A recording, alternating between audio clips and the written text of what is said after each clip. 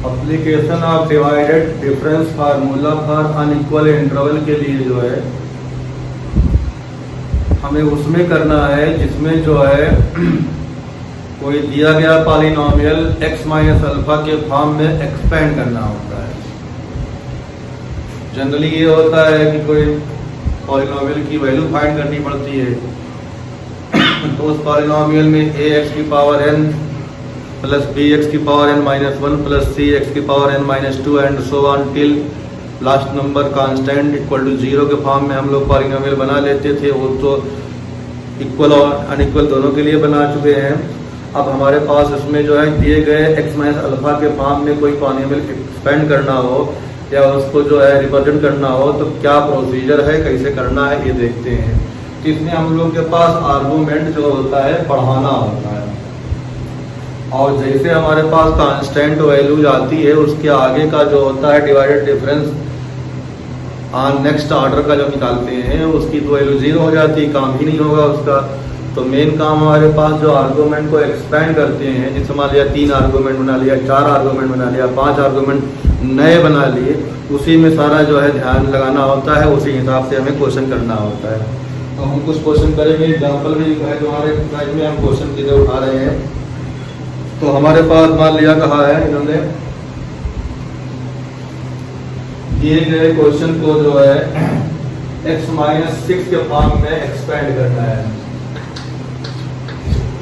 इसके फॉर्म में क्या करना है, एक्सपेंड करना है और उसकी x एंट्री और y एंट्री जो है हमारे पास दी होगी। तो x एंट्री और y एंट्री को हम लोग जो है यहाँ पे मान लें, के बाद में इसको हम लोग रद्द कर देंगे। तो ये x और y एंट्री दी गई है क्वेश्चन में। तो क्वेश्चन नंबर हमारे पास जो है ये शायद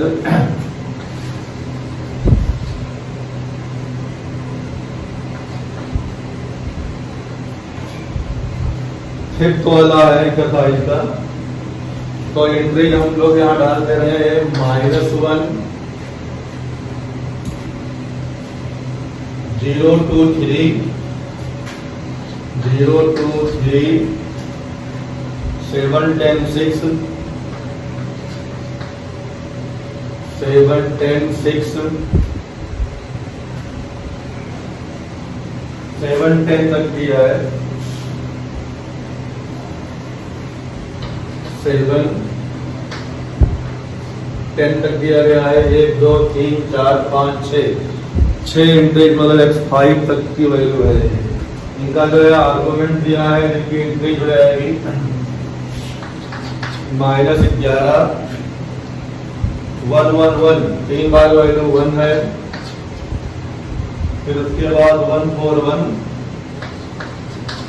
1 6 1 4 1 5 6 1। ये हमारे पास क्वेश्चन में जो है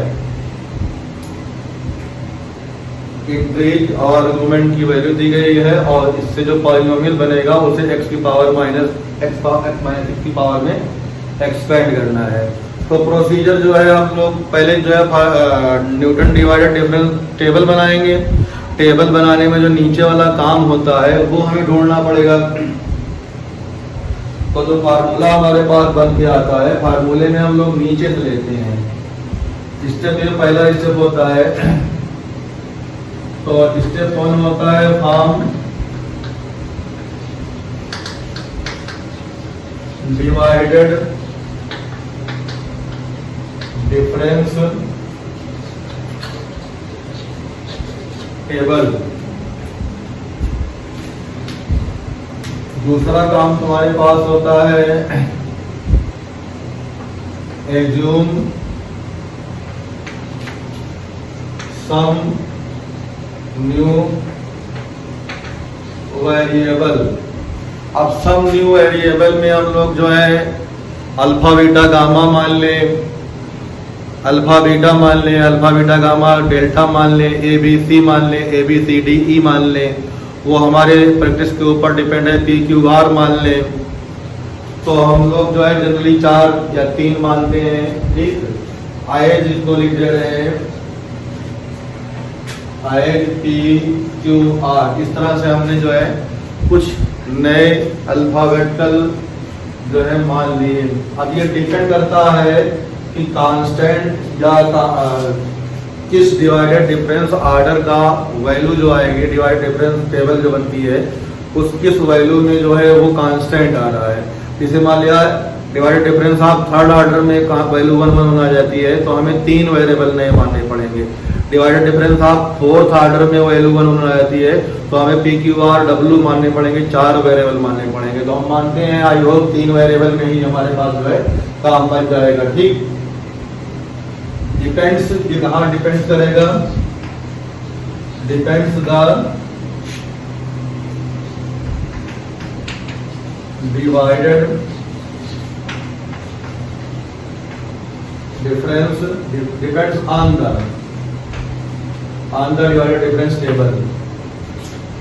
ये जो है डिवाइडेड डिफरेंस टेबल के ऊपर क्या करेगा, डिपेंड करता है। तो अभी क्वेश्चन में एक जो है एक्सप्लेन करने पे या क्वेश्चन के हिसाब से ये वैल्यू जो है क्या होगी, क्लियर होगी। फिर अगले स्टेप में हम लोग करेंगे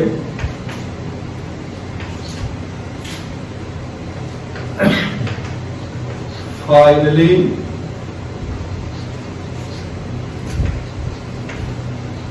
we have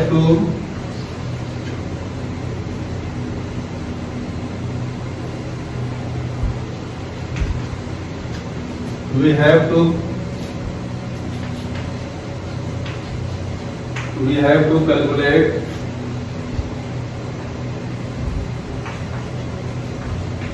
the values of P, Q, R and so on। ठीक, ये जो है डिवाइडेड डिफरेंस टेबल में कोई प्रॉपर्टी लगा के ये वैल्यूज को हमें क्या करना होगा, कैलकुलेट करना होता है। जब वैल्यू हमारे पास कैलकुलेट हो जाएगी तो हमारे पास अब जो है यहाँ फार्मूला जो लगेगा, तो देन यूजिंग द रिजल्ट आएगी तो हमारे पास जो है रिजल्ट क्या लगेगा, देखो x0 की वैल्यू, x1 की वैल्यू, x2 की वैल्यू, x3 की वैल्यू और x4 की वैल्यू, x5 की वैल्यू, ये सब किसके बराबर हो जाएगी, सारी वैल्यू जो है हमारे पास x के बराबर हो जाएगी। जो ये अल्फा के बराबर हो जाएगी। यहाँ हमारे पास ये क्या है, अल्फा है। ठीक, ये सारी वैल्यू जो हो जाएगी और हमारे पास जो आएगा एफ, हमने पी की वार माना है तो अब हमारे पास जो वैल्यू आएगी तो यहाँ से हमारे पास इसे मान लेते हैं एफ आर की वैल्यू जो होगी, इसकी वैल्यू हमारे पास हो जाएगी, ये निकालना पड़ेगा। आर की वैल्यू कैलकुलेट करेंगे तो एफ आर की वैल्यू हमारे पास जैसे इसमें आएगी, एफ आर जो होगा एफ आर की value x equal to R पे आएगी। आर की वैल्यू पी क्यू आर में तीसरा पी क्यू आर है वो हो जाएगा। ठीक, और जो है फार्मूला जो हम लोग लगाएंगे तो न्यूटन डिवाइडेड डिफरेंस टेबल के नीचे वाली वैल्यूज का यूज होगा हमारे पास। इस कॉलम में जो होता है इसका सबसे लोएस्ट टर्म याद कर लिखना पड़ेगा, लोएस्ट टर्म नीचे वाला।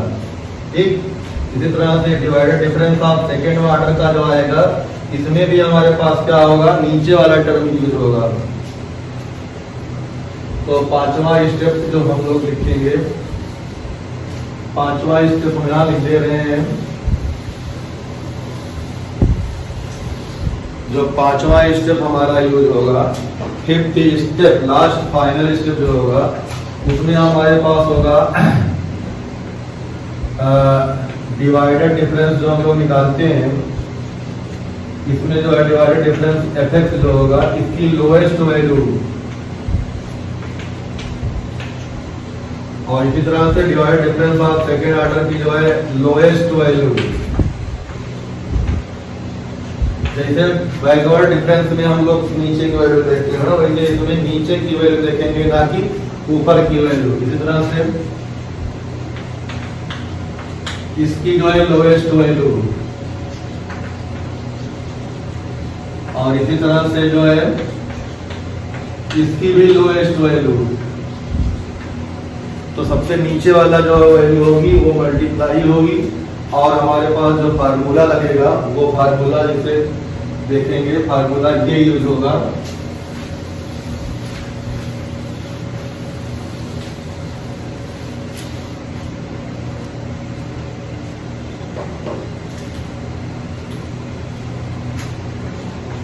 f of x minus alpha equal to fr plus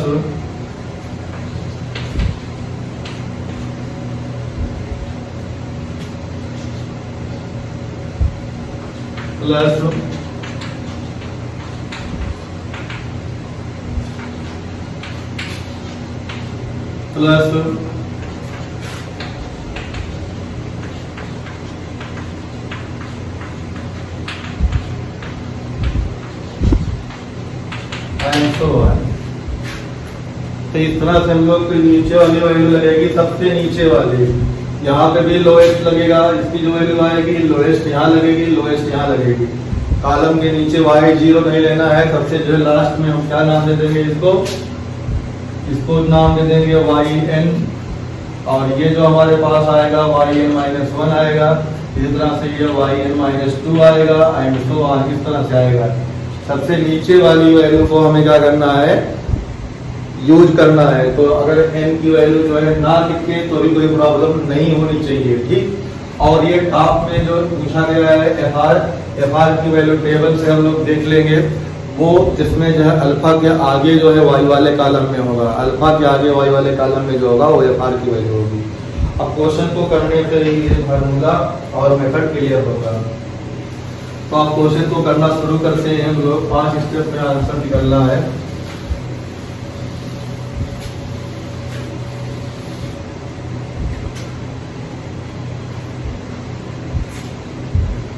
तो क्वेश्चन नंबर 1 है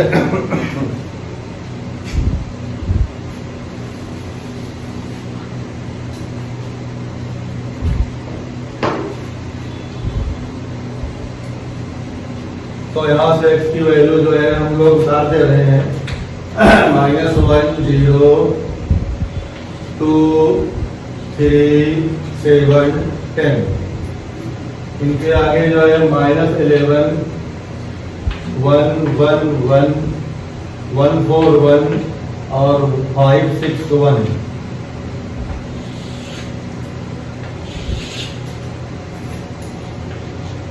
डिवाइडेड डिफरेंस इसमें से निकालो, तो जो डिवाइडेड डिफरेंस निकालेंगे तो 1 + 11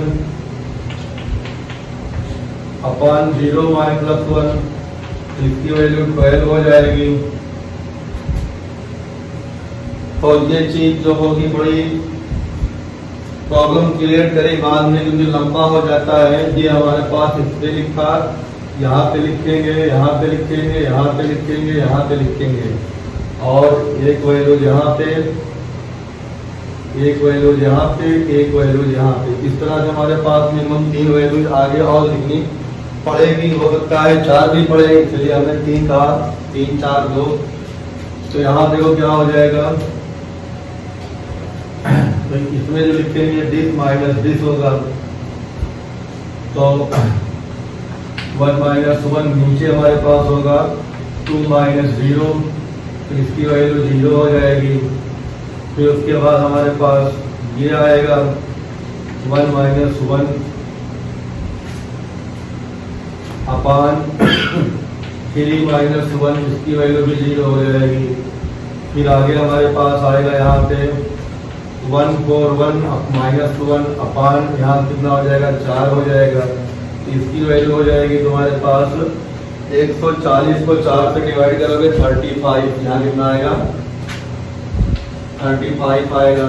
फिर इसमें से इसको माइनस करोगे तो 41 61 से माइनस होगा, 61 माइनस करने पर 61 से 41 माइनस करने पे आएगा 20, और ये 420 10 - 7, तो यहाँ पे लिख दें हम 561 माइनस 141 अपान 10 माइनस 7।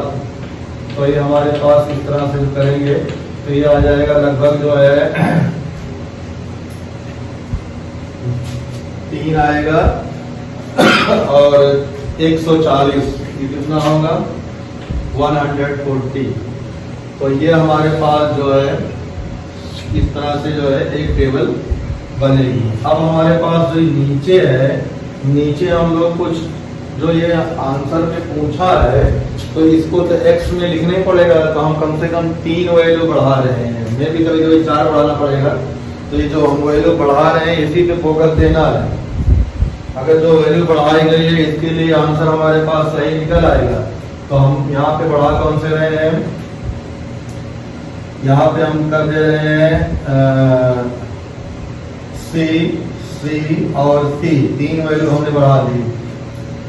जब 3 वैल्यू हम बढ़ाएंगे तो हमारे पास जो है इन दोनों का जो डिफरेंस आएगा उसको लिखना होगा। तो यहाँ पे हम लोग लिख रहे हैं, तो हमारे पास यहाँ पे जो आएगा आंसर, यहाँ पे 6 आएगा। यहाँ पे हम लोग इसको कर दे रहे हैं C और C। ये 3 जो है हमने अलग कर लिया, नए वेरिएबल C 3 हमने अलग कर लिया, जिनकी एंट्री जो होगी, आर्गुमेंट जो होगी हमारे पास 6 फिक्स होगा। तो इनका यहाँ जो बनाएंगे हम लोग, तो इनका बनाने पर देखो क्या मिल रहा है, C माइनस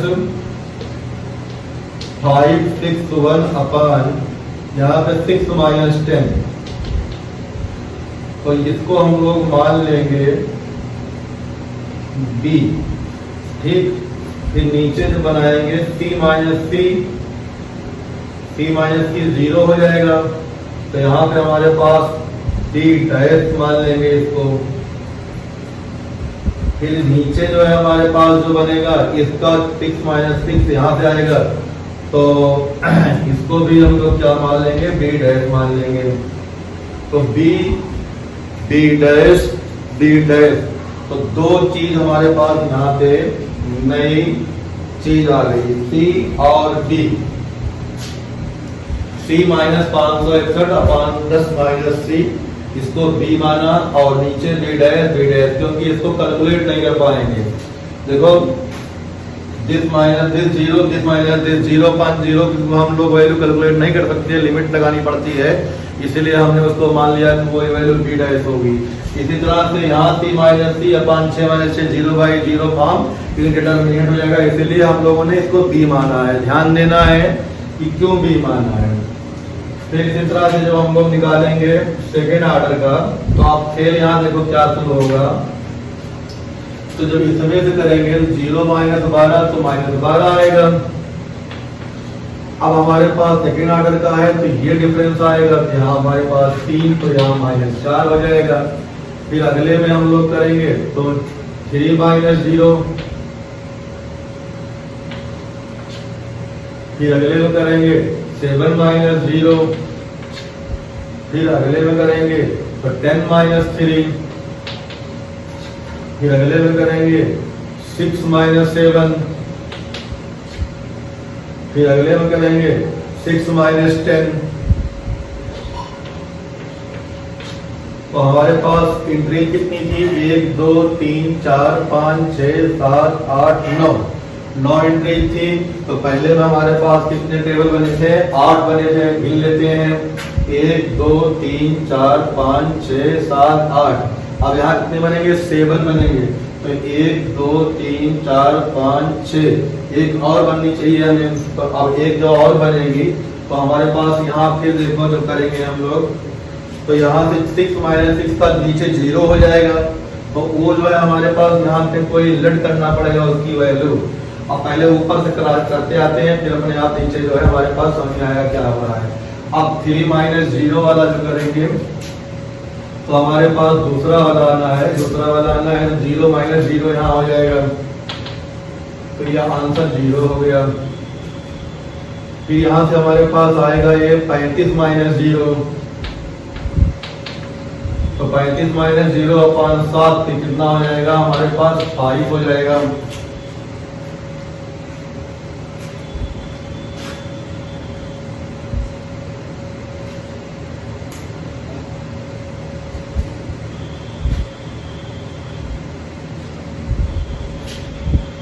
सेवन माइनस 2 होगा, 7 माइनस 0 नहीं होगा, 7 माइनस 2। तो 7 माइनस 2 ये कुछ छोड़ के होता है ना, तो 7 माइनस 2 और 3 माइनस 0 और 8 ठीक। तो इस तरह से 7 माइनस 2 हुआ और 10 माइनस 3 थी, तो ये 5 हो जाएगा। तो यहाँ बचेगा तुम्हारे पास 7।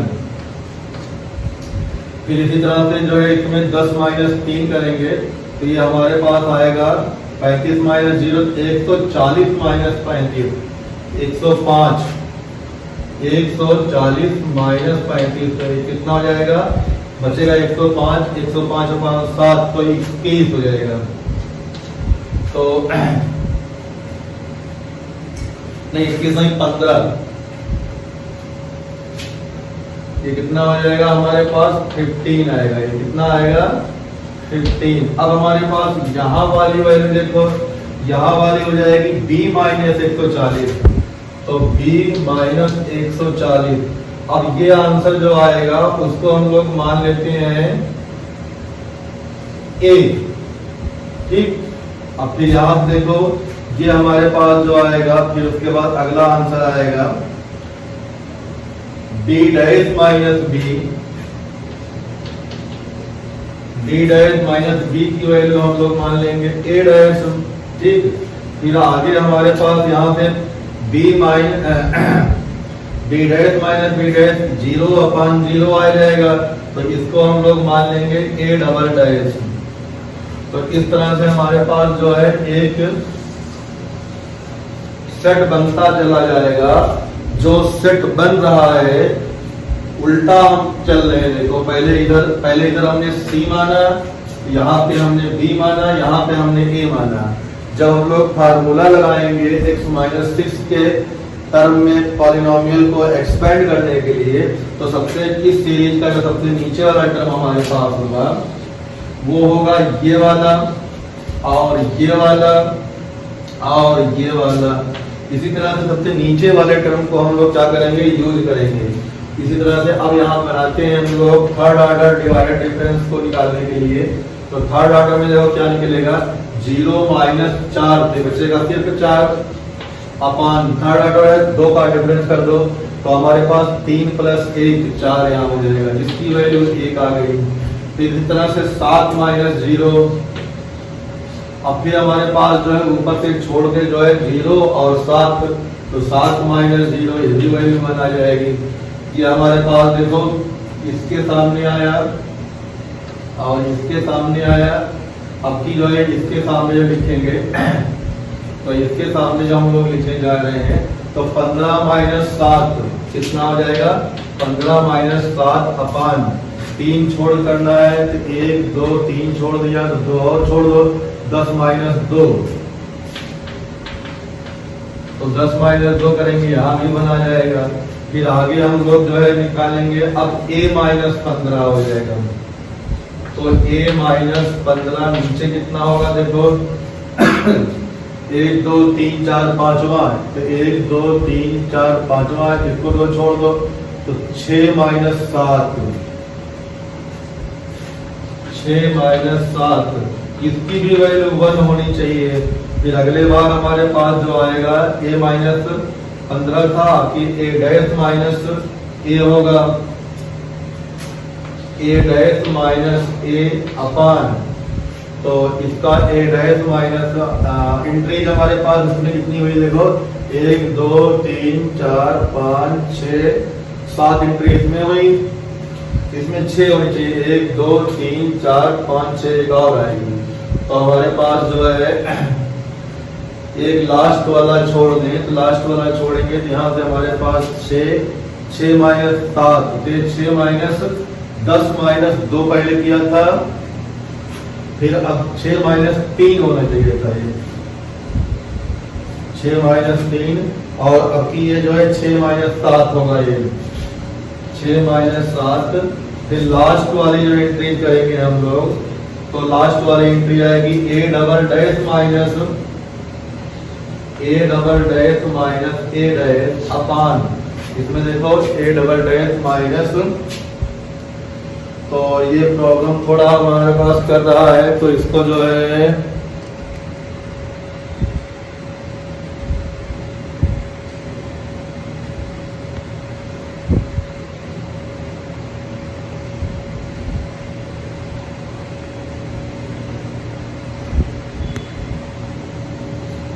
थोड़ा सेट कर दे इसको हम।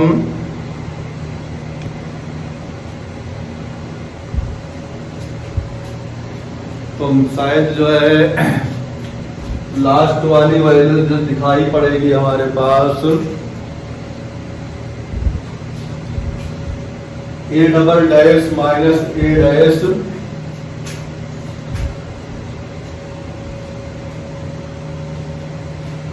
ए double dash minus A dash, और इसकी जो आएगी 6 माइनस 10 6 माइनस 10, इसकी भी वैल्यू 1 है और इसकी भी वैल्यू 1 है। तो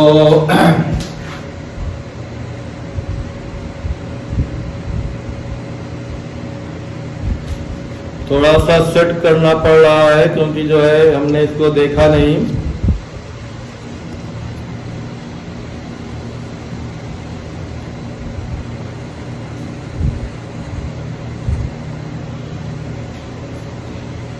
तो इसमें हम जो है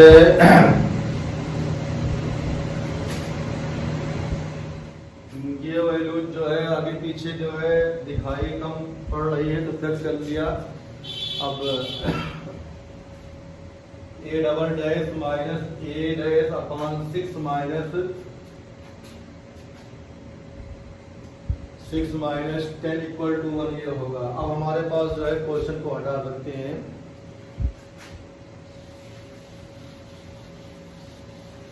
अब हमारा काम जो है वो फोकस हो गया है, जो हमने एक्स्ट्रा वेरिएबल्स को एज्यूम किया है उनकी न्यूमेरिकल वैल्यू निकालने में। तो न्यूमेरिकल वैल्यू निकालने के लिए हमारे पास जो है उल्टा चलेंगे। पहले इस कॉलम से जो है हम लोग ए निकालेंगे, तो a minus 15 upon minus 3 equal to 1। तो a इक्वल टू हमारे पास कितना आना चाहिए,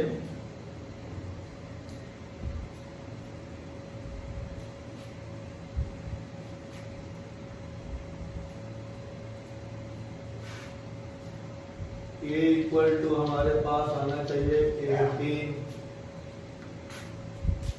अब उस a की वैल्यू यहाँ रखेंगे, a डैश निकालेंगे, तो a dash minus 18 upon minus 1, तो इधर हो जाएगा हमारे पास माइनस 1। तो a डैश की वैल्यू जो आएगी हमारे पास हो जाएगी 17।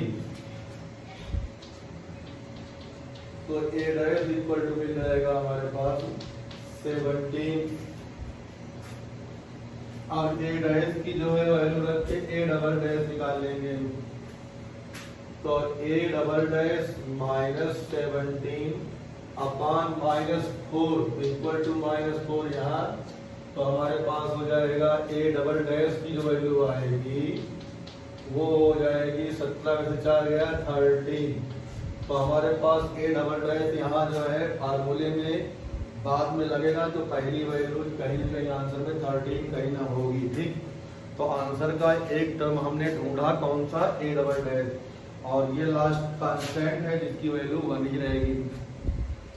अब हमारे पास है, अब निकालेंगे b की वैल्यू। तो b की वैल्यू निकालने के लिए हमारे पास जो है यहाँ से आएंगे, तो b की वैल्यू जब कैलकुलेट करेंगे तो हमारे पास जो है b के टेबल के लिए ये वैल्यू भी लगेगी। तो अब b के लिए b minus 140 b minus 140 equal to minus a कितना है 18, तो माइनस 18 हो जाएगा। 140 जब जो है 140 में से 18 जाएगा तो आएगा 122। तो b की वैल्यू हमारे पास आ गई है 122। तो b की वैल्यू हमें मिल गई। उस b की वैल्यू रख के हम लोग जो है निकालेंगे b डैश। तो b डैश निकालने के लिए पहले हमें c निकालना पड़ेगा ना। तो b डैश हम यहाँ से निकाल लें। तो b डैश माइनस b, तो b डैश माइनस b आया है 122 upon 6 minus 10 minus 4 equal to a dash कितना आया है 17। तो यहाँ पे 17 चौका 68 माइनस 68 करेंगे तो हमारे पास d की वैल्यू हो जाएगी 122 में से 68 को माइनस करो तो 12 में से 8 गया 4 और 11 में से 6 गया 5 54। तो हमारे पास यहाँ से b डैश की वैल्यू आ जाएगी 54। तो आंसर का एक b डैश भी रिक्वायरमेंट था तो b डैश भी हमने निकाल लिया। अब हमारे पास a डबल डैश आ गया, b डैश आ गया, c की वैल्यू निकालनी है। तो c की वैल्यू निकालने के लिए हम लोग के पास जो है कहाँ पे जाना पड़ेगा c यहाँ पे b के आंसर से निकल आएगा। तो c माइनस 561 561 अपान माइनस 4 और ये किसके बराबर है b के बराबर। तो b की वैल्यू कितनी है हमारे पास 122। तो 488 तो 561 और 488 तो 11 में से 8 गया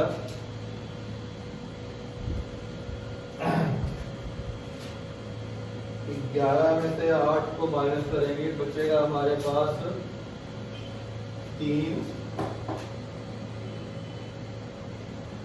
और यहाँ बचेगा तुम्हारे पास 15 में से 8 गया 7 73। तो हमारे पास यहाँ इम्प्लाई करेगा c इक्वल टू 73। तो पहला हमारे पास जो है c की वैल्यू कितनी आ गई 73। तो जो वैल्यूज आई है वो वैल्यूज हम हाईलाइट अगेन कर दे रहे हैं। ये वैल्यू रिक्वायर्ड है, ये वैल्यू रिक्वायर्ड है और ये वैल्यू रिक्वायर्ड है और ये कांस्टेंट रिक्वायर्ड है। यहाँ से जो हमारे पास है यही आंसर में लिखा जाता है। ये FR की वैल्यू है, ये forward divide difference of first order की लास्ट वैल्यू ये है, divided difference of second order की लास्ट वैल्यू ये है, divided difference of third order की लास्ट वैल्यू ये है। इसकी आगे वैल्यूज क्या होंगी सब 0 होंगी तो हमें लिखना नहीं है। तो इतना जब हम लोग पहुंच जाए तो हमें जो है एक्सपेंशन का जो फार्मूला होता है वो लगाना पड़ेगा। तो फार्मूला लगाने के लिए हम लोग जो है यहाँ से कुछ चीजें जो है हटा सकते हैं। हटाने का मतलब हो गया हम लोग जो है इस वैल्यू को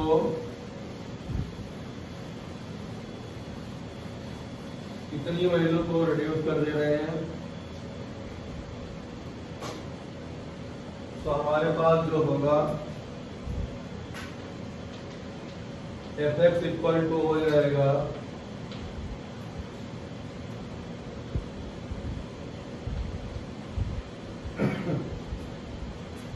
f6 plus x minus x0 divided difference of first order plus x minus x0 x minus x1 divided difference of second order plus x minus x zero, x minus x one और x minus x to. अब third order, अगला तो हमारे पास, क्योंकि third order के बाद यहाँ पर 0 0 आएगा तो उसकी लिखने की जरूरत नहीं है। और यहाँ से ये भी हम बता दे रहे हैं यहाँ पे, now put x0 equal to x1 equal to x2 equal to x3 equal to 6। तो हमारे पास f ऑफ x माइनस 6 का जो एक्सपेंशन आएगा, इसकी वैल्यू कितनी आई है देखो, f6 की वैल्यू यहाँ से 6 की वैल्यू कितनी है 73 प्लस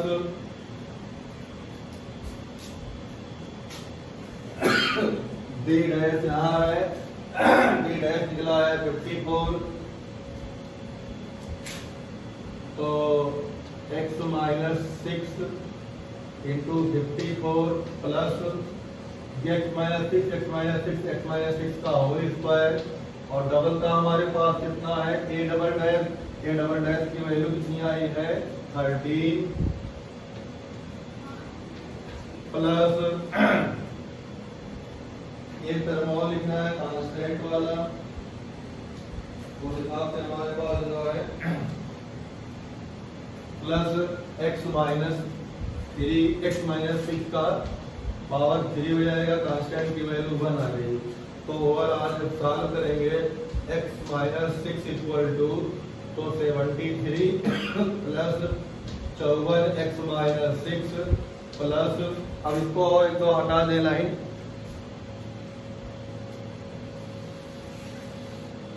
प्लस 54 इतना हो गया प्लस 13 x माइनस 6 का स्क्वायर प्लस x माइनस 6 की पावर 3। तो ये हमारे पास जो है रिक्वायर्ड पॉलिनोमियल का आंसर होगा। तो इस तरह से एक क्वेश्चन करने के लिए जूझना पड़ता है। अब नेक्स्ट वीडियो में इसका क्वेश्चन नंबर 4 कराते हैं। ठीक।